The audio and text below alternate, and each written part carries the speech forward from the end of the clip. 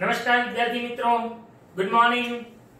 ગયા લેક્ચરની અંદર છેલ્લે આપણે પ્રકરણ નંબર 2 ની અંદર મુખ્યત્વે કુકેસર એની સંપૂર્ણ રચના પરાગરજની સંપૂર્ણ રચનાની આપણે ચર્ચા પૂરી કરી ગયા। પરાગરજની અંદર બાહ્ય આવરણ અને અંત આવરણની વાત કરી ગયા, સ્પોરોપોલિનિન નું બનેલું હોય ને એ બધી ચર્ચા આપણે કરી ગયા। આજે હવે એના પછીનો જે નવો ટોપિક છે એની આપણે ચર્ચા કરવાની છે, જેનું નામ છે સ્ત્રીકેસર ચક્ર। એટલે કે એના માટે ખરેખર અહીંયા શબ્દ વાપરો છે જાયાંગ, મહાબીજાણુધાની અથવા અંડક અને ભ્રૂણકૂટ। તો આવો આજનો આપણો મુખ્ય ટોપિક છે।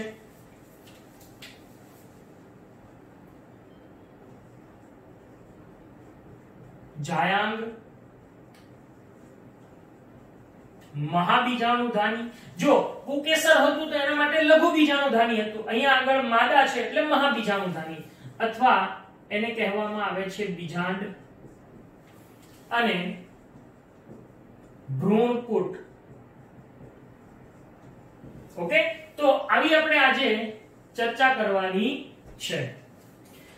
હવે મને પહેલું આપણે કોનાથી શરૂઆત કરીએ છીએ? જાયાંગ।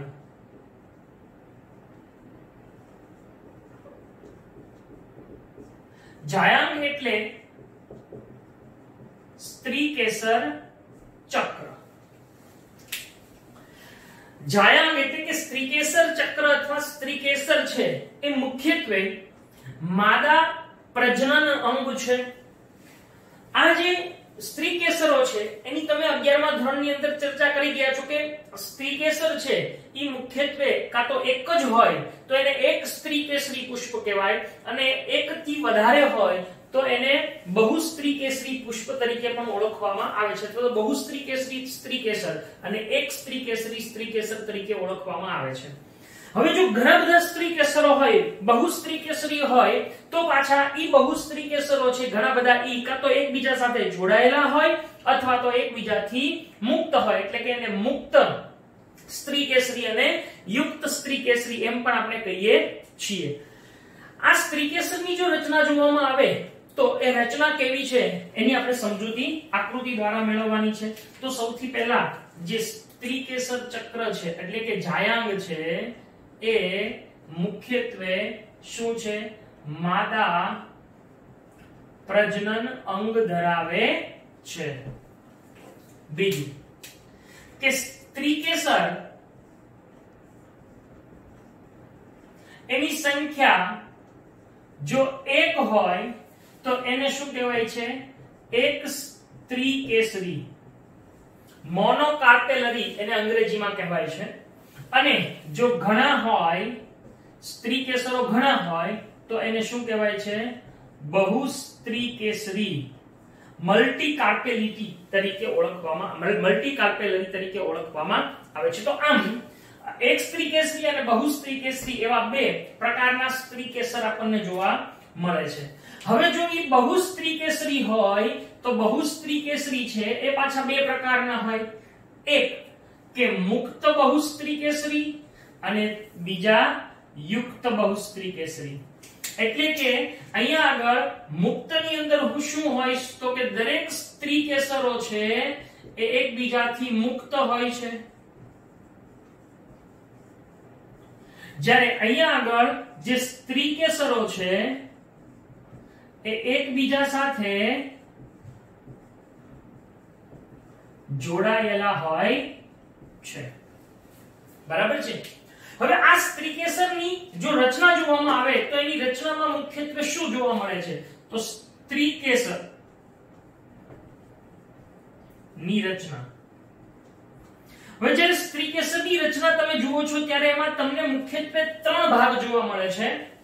આપણે આકૃતિ દ્વારા એની સમજૂતી મેળવીએ તો એની અંદર આપણને જે 3 ભાગો જોવા મળે છે એમાંનો પહેલો ભાગ આ રીતે આમ। આપણે જ્યારે પુષ્પની રચના દોરી હતી ત્યારે તમને દેખાડ્યું હતું, બતાવી હતી આકૃતિ આ રીતની।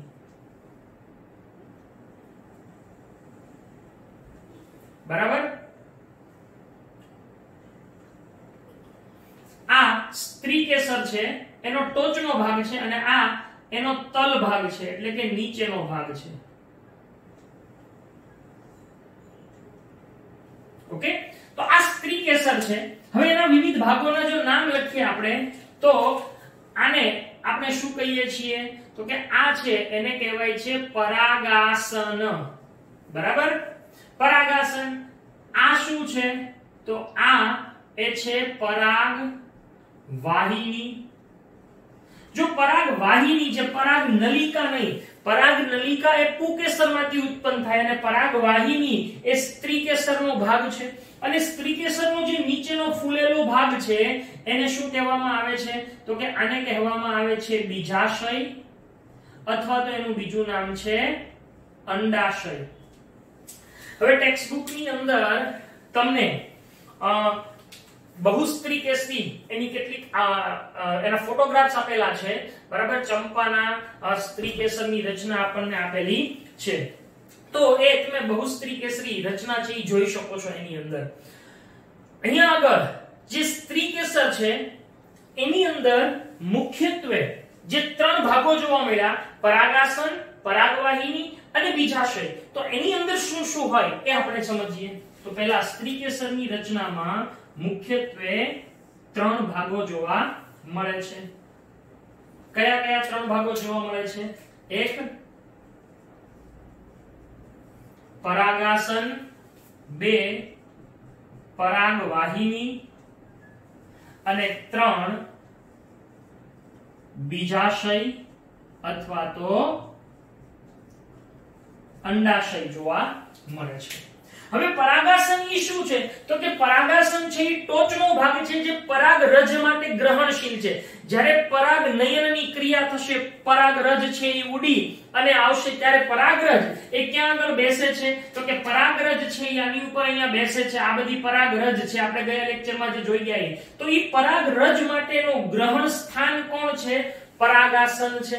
એટલે પહેલું પરાગાસન ઈ શું છે તો કે પરાગરજને ગ્રહણ કરવા માટેનું એક સ્થાન છે, ટોચનો ભાગ છે. પરાગવાહિની શું છે તો કે પરાગાસન થી નીચે તરફ લંબાયેલી એક લાંબી વાહિની, એને પરાગવાહિની કહેવાય છે. અને આ જે સ્ત્રીકેસર છે એનો તલસ્થ ફૂલેલો ભાગ, તલ એટલે નીચેનો, ફૂલેલા ભાગને શું કહેવાય છે? બીજાશય અથવા અંડાશય તરીકે ઓળખવામાં આવે છે. તો આમ આ ત્રણેય રચનાઓ આવા અલગ અલગ ભાગો એ કાર્ય કરતા હોય છે. પરાગાસન શું કરે છે?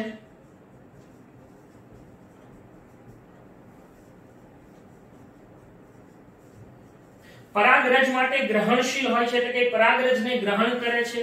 પરાગવાહિની શું છે? પરાગાસનથી નીચે તરફ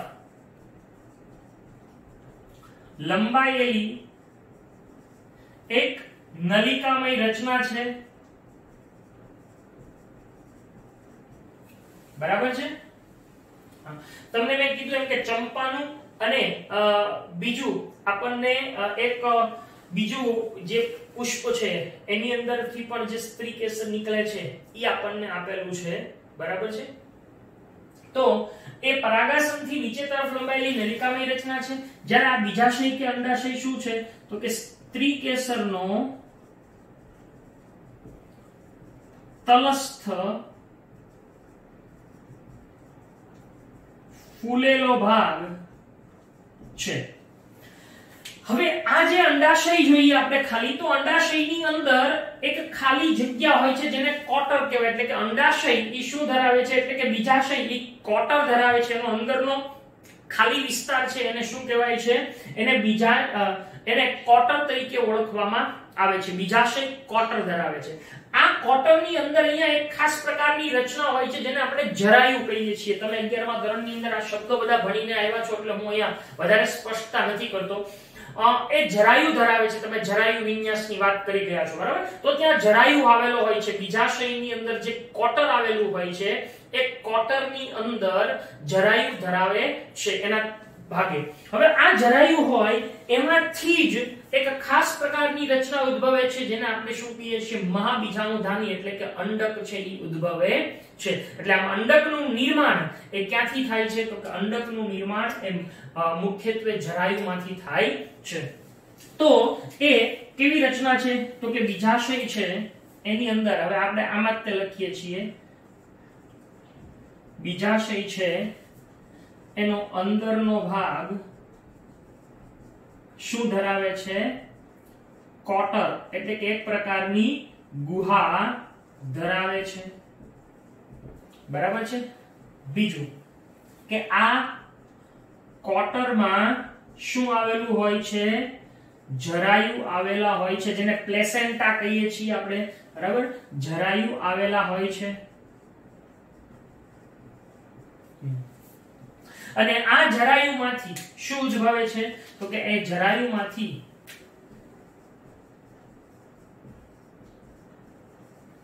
શું ઉત્પન્ન થાય છે? એમાંથી મહાબીજાણુ ધાની એટલે કે અંડક છે ઈ ઉદ્ભવે છે. અંડકનું નિર્માણ થાય છે. અને આ અંડક છે એ ખાસ પ્રકારની રચના ધરાવે છે, જેને ભ્રૂણપુટ કહેવાય છે, જેની આપણે આગળ ચર્ચા કરવાના છીએ. તો આ થઈ ગઈ માત્ર સ્ત્રી કેસરની રચના. એમાં હવે આપણે આ જે બીજાશય છે એની અંદર વધારે ડિટેલની વાત સમજવાની છે, કારણ કે મુખ્ય ભાગ આ બીજાશય છે. આ બંને છે એ માત્ર જ્યારે ફલનની ક્રિયા થાય એની અંદર મદદરૂપ હોય છે. પછી મુખ્ય ભાગ છે એ કોણ છે? આ બીજાશય અથવા અંડાશય છે. તો હવે આ બીજાશય કે અંડાશય છે એની અંદરની રચના શું છે, જેની અંદર મુખ્યત્વે આપણે જે મેઈન જોવાનું છે એ શું છે? મહાબીજાણુધાની એટલે કે બીજાંડની રચના સમજવાની છે. તો હવે આપણે જોઈએ બીજાંડની રચના. બરાબર,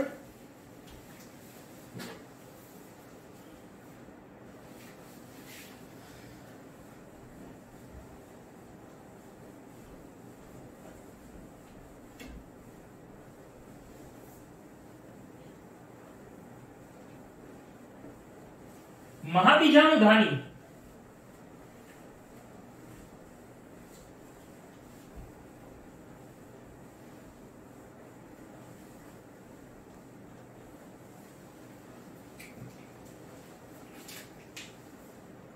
હવેનો આપણો ટોપિક શું છે? મહાબીજાણુધાની અથવા બીજાંડ અથવા એને અંડક પણ કહેવામાં આવે છે. બરાબર, અંડક તરીકે પણ ઓળખવામાં આવે છે. હવે અહીંયા આગળ મેં તમને કીધું એમ કે અહીંયા જે જરાયુ છે એ જરાયુમાંથી એક આવી દંડ જેવી રચના અહીંયાથી આમ ઉત્પન્ન થતી હોય અને એ આમ જતી હોય. જો આવી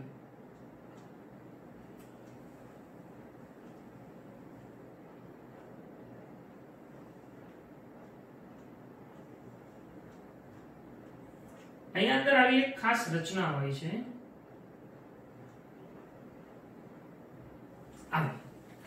આને આપણે બીજાંડ તરીકે ઓળખીએ છીએ. હવે એ બીજાંડની રચના અહીંયા આગળ છે શું આખું, આને આપણે શું કહીએ છીએ? અંડક અથવા બીજાંડ અથવા મહાબીજાણુધાની. હવે એ મહાબીજાણુધાનીની રચના કેવી છે એ આપણે સમજવાની છે. એ અહીંયા હું દોરું છું, તો ખાસ ધ્યાન રાખજો. એની રચનામાં આપણને આવું જોવા મળે છે. મુખ્યત્વે આ રીતે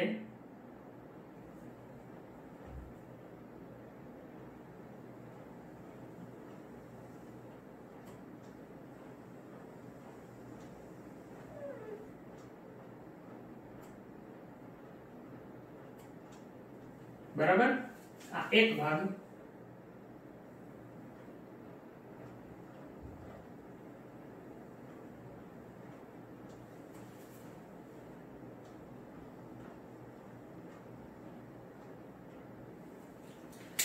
હવે એક બીજો ભાગ અહીંયા આપણને જોવા મળે આ રીતે.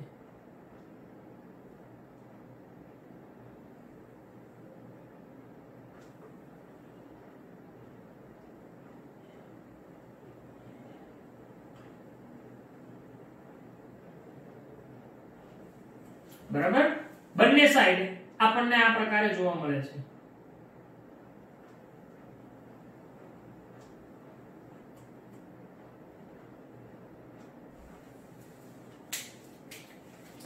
અહીંયાથી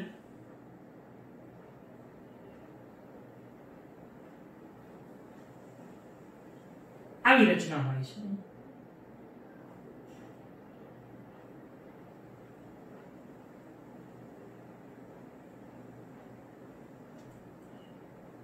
બરાબર.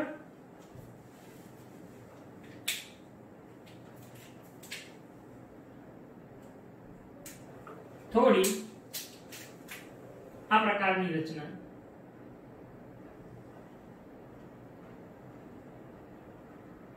આમ હોય. લો હવે અહીંયા આગળ આપણને આવું જોવા મળશે.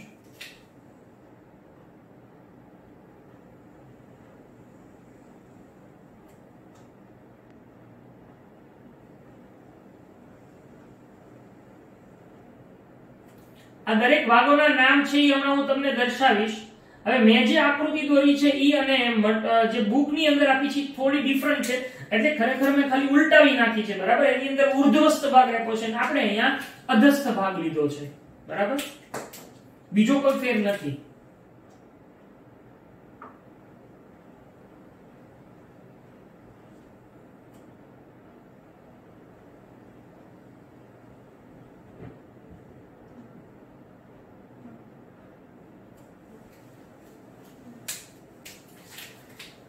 અહીંયા આગળ વિશિષ્ટ પ્રકારની એક બીજી રચના જોવા મળે છે. આ રીતની હોય.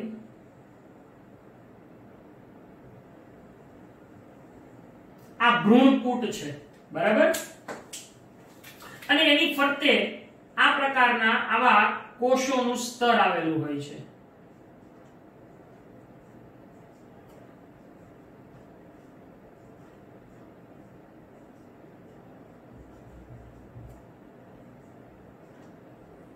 આ પ્રકારના કોષો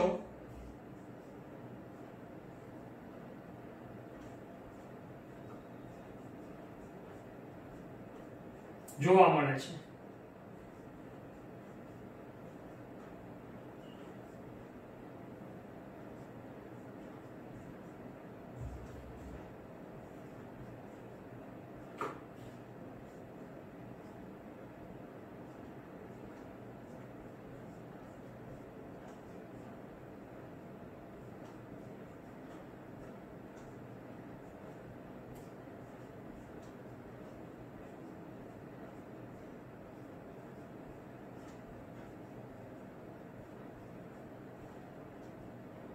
બરાબર.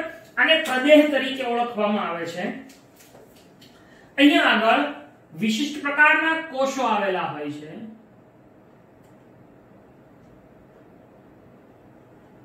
આવા એ શું છે એની આપણે આગળ ડિટેલમાં ખૂબ સારી ચર્ચા કરવાની છે, એટલે અત્યારે હું એ બધી ચર્ચાઓ નહીં પડું. તમને માત્ર તમારે જે મુખ્ય ભાગ દેખાડવાના છે એ જ હું કરીશ. હવે આ જે ભાગ છે ગ્રીન કલરની આ દંડ જેવી રચના, એને કહેવાય છે અંડક નાલ અથવા અંડક દંડ.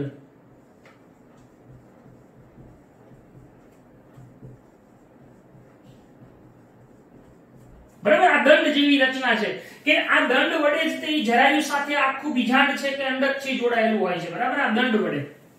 હવે અહીંયા આગળ સૌથી પહેલા આ અંડક નાલ છે, એની પછીની જે રચના છે એમાં આ આખો જે ભાગ છે અંડકનો એની ફરતે બે આવરણો છે. જો એક મેં બ્લુ કલર થી ને એક રેડ કલર થી દર્શાવ્યું છે. ઈ આવરણોની અંદર જે બહારનું છે એને આપણે કહીએ છીએ બાહ્ય આવરણ, અને ઈ બાહ્ય આવરણ છે પણ ઈ અંડકનું છે એટલે એને કહીશું અંડકનું બાહ્ય આવરણ અને અંતઃ અંડક આવરણ અને બાહ્ય અંડક આવરણ. બરાબર. એટલે બાહ્ય આવરણ છે એના માટે આપણે શબ્દ શું વાપરશું? બાહ્ય અંડક આવરણ. અને અંદરનું જે લાલ કલરનું છે એને શું કહીશું આપણે?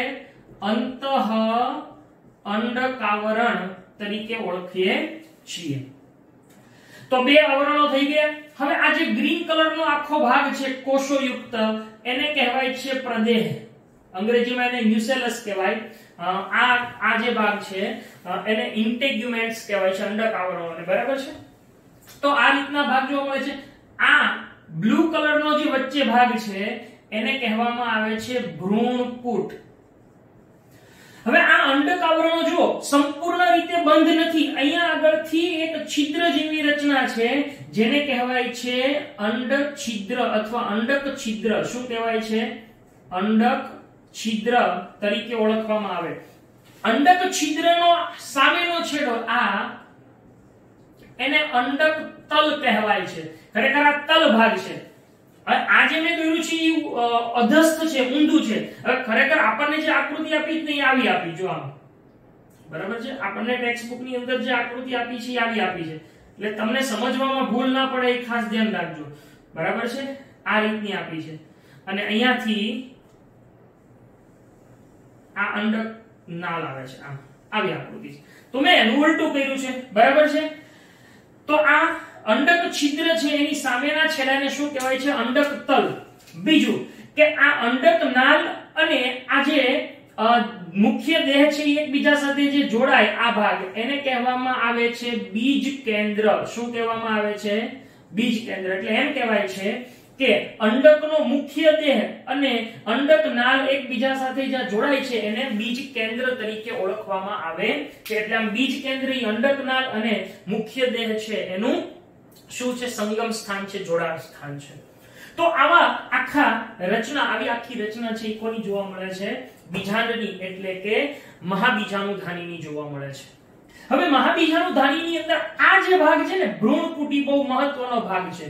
આ ભ્રૂણપૂટ છે એની અંદર શું થાય એ આપણે હવે ચર્ચા કરીએ. તો અહીંયા એક પછી એક જે કઈ રચનાઓ આપણે જોઈ છે એને વિગતે સમજતા જઈએ અને દરેકના કાર્યો આપણે લખતા જઈએ. પહેલું બીજાંડ છે એટલે કે અંડક છે ઈ એક જરાયુ સાથે એક દંડ જેવી રચના વડે જોડાયેલા હોય છે. આ જરાયુ છે, જરાયુ સાથે એક દંડ જેવી રચના વડે જોડાયેલા હોય છે. ઈ દંડને શું કહેવામાં આવે છે? અંડક દંડ અથવા અંડક નાલ કહેવાય છે. એટલે કે જે અંડક છે એ જરાયુ સાથે એક દંડ જેવી રચનાથી જોડાયેલા હોય છે અને એને શું કહેવામાં આવે છે? અંડક નાલ અથવા અંડક દંડ તરીકે ઓળખવામાં આવે છે. બીજો મુદ્દો કે અંડક નાળ અથવા અંડક દંડ છે એ મુખ્ય દેહ સાથે જે સ્થાને જોડાય છે એને બીજ કેન્દ્ર તરીકે ઓળખવામાં આવે છે. એટલે કે અંડક દંડ સાથે મુખ્ય દેહ જે સ્થાને જોડાણ ધરાવે છે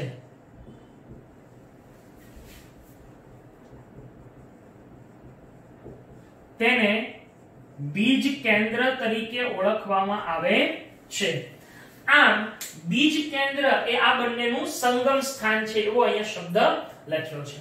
હવે એમ કે છે કે આ જે બીજાંડ છે કે અંડક છે એનો મુખ્ય દેહ છે ઈ એક કે બે કે તેથી વધારે આવરણો, એક બે કે તેથી વધારે આવરણો ધરાવે છે. આવા આવરણોને શું કહેવાય છે? અંડક આવરણો તરીકે ઓળખવામાં આવે છે. અહીંયા આગળ બાહ્ય અંડક આવરણ અને અંતઃ અંડક આવરણ, બે અંતઃ આવરણો, અંડક આવરણો આપણને જોવા મળે છે. આ અંડક આવરણો છે એની જ્યાં આગળ એ સંપૂર્ણ નથી, એટલે કે અમુક ભાગ છે એ અંડક આવરણો ખુલ્લો છે, એ ભાગને અંડક છિદ્ર તરીકે ઓળખવામાં આવે છે. અને અંડક છિદ્રનો સામેનો છેડો હોય એને અંડક તલ કહેવાય. હવે તમને એક વસ્તુ સમજાવી દઉં કે આપણે પરાગરજની જ્યારે રચના ગયા લેક્ચરમાં ભણી ગયા, સમજજો બરાબર. પરાગરજની રચના ભણી ગયા ત્યારે જે અંદરનું આવરણ હતું એ સળંગ હતું, પણ બહારનું આવરણ છે એની અંદર આવી રચના જોવા મળતી હતી જેને આપણે શું કહેતા હતા? આ જનન છિદ્ર છે ને. હવે એ જનન છિદ્રમાંથી શું થાય ખબર છે? અહીં આપણે જોઈ ગયા હતા કે પેલો વાનસ્પતિક કોષ અને નર જનન કોષ આવેલો હોય છે. ઈ આ જનન છિદ્ર છે, ઈ જનન છિદ્ર એમાંથી અંદરનું આવરણ હવે આવી રીતે વિકસી અને એક નળી બનાવે જેને આપણે પરાગ નલિકા કહીએ.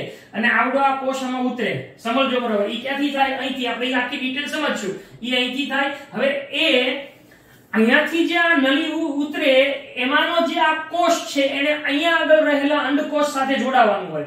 તો આ નળીને અંદર દાખલ થવાની જગ્યા એ શું છે? અંડક છિદ્ર. જેમ આ બહાર નીકળવા માટેની જગ્યા છે, એમ અંદર દાખલ થવા માટેની જગ્યા શું છે? અંડક છિદ્ર છે, જે મુખ્યત્વે આ પરાગ નલિકાને એ કોની અંદર દાખલ કરી દે છે? બીજાણુની અંદર દાખલ કરવા માટે આવેલી હોય છે. તો આ રીતે અંડક છિદ્રની સામેના છેડાને અંડક તલ તરીકે ઓળખવામાં આવે છે. અહીંયા અંડક આવરણોની અંદરના ભાગને પ્રદેહ કહેવાય છે, જે ખૂબ મોટા પ્રમાણમાં કોષો ધરાવે છે. આ કોષોની અંદર સંચિત ખોરાક હોય છે. હવે તમને ખ્યાલ આવી જાય કે ખોરાક શું કામ હોય? તો કે જે વિકસતો ભ્રૂણપૂટ હોય એને પોષણ આપવા માટે એ આવેલો હોય છે. આ પ્રદેહ છે એની અંદરના ભાગમાં, એટલે કે પ્રદેહ છે એ ભ્રૂણપૂટને ઘેરેલો હોય છે. આ ભ્રૂણપૂટ છે એ ખરેખર માદાજન્યુજનક છે. આ ભ્રૂણપૂટનું નિર્માણ શેમાંથી થાય, કેવી રીતે થાય, એની પણ આપણે આખી ડિટેલ સમજૂતી મેળવવાની છે. તો જોઈએ ફરી વખત બીજ કેન્દ્ર પછીની વાત છે કે અહીંયા આગળ જે પ્રદેહ છે એની ફરતે શું આવેલા હોય છે? આવરણો આવેલા હોય. એક કે બે કે તેથી વધારે આવરણો હોય છે. એવા આવરણોને શું કહેવાય છે? અંડક આવરણો કહે છે. અને જે વિસ્તાર માં તે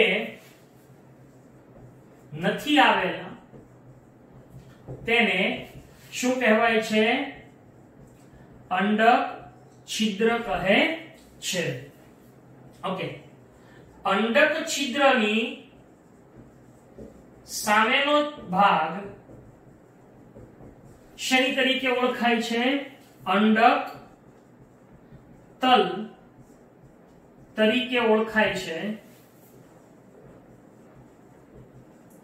જે એનો તલ ભાગ છે. હવે સામાન્ય રીતે જુઓ તો આપણે એમ કહીએ અહીંયા ઊંધું દોર્યું તો આવડો ઉર્ધ્વસ્થ છે, બરાબર? તો અહીંયા આગળ શું છે? અંડક છિદ્ર છે. તો અહીંયા આગળ શું હવે? અંડક તલ થઈ ગયું. તો આ તલ ભાગ થઈ ગયો, બરાબર છે?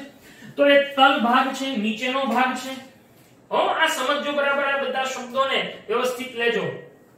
ત્યારબાદ પ્રદેહ, તો કે જે મુખ્ય દેહ છે એની અંદર ભ્રૂણપૂટની ફરતે આવેલા જે કોષોનો સમૂહ છે એને પ્રદેહ તરીકે ઓળખવામાં આવે છે. ભ્રૂણપૂટની ફરતે આવેલા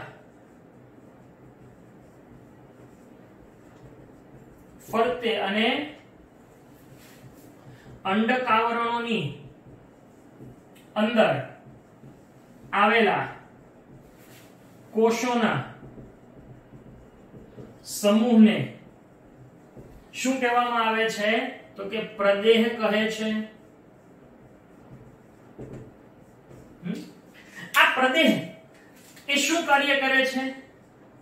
તો કે પ્રદેહ છે એના કોષો શું ધરાવે છે? સંચિત ખોરાક ધરાવે છે.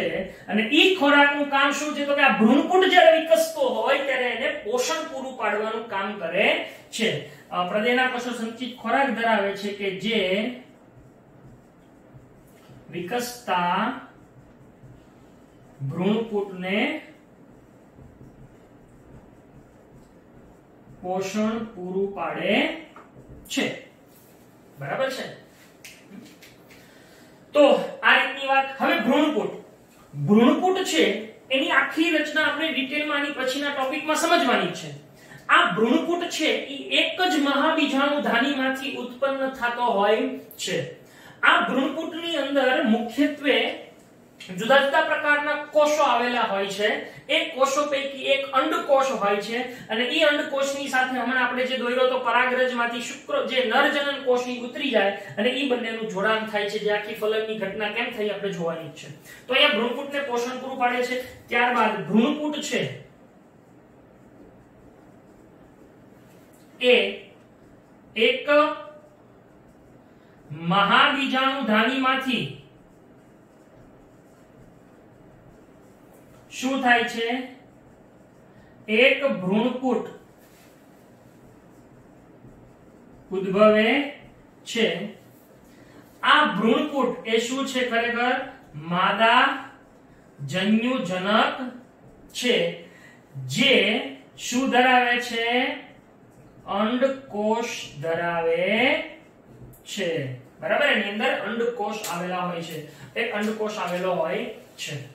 બીજું કે અહીંયા અંડક છિદ્રની અંદર આ ભાગ છે એને અંડક છિદ્રનો ધ્રુવીય ભાગ તરીકે ઓળખવામાં આવે છે, બરાબર છે. આ ધ્રુવીય ભાગ તરીકે ઓળખવામાં આવે છે.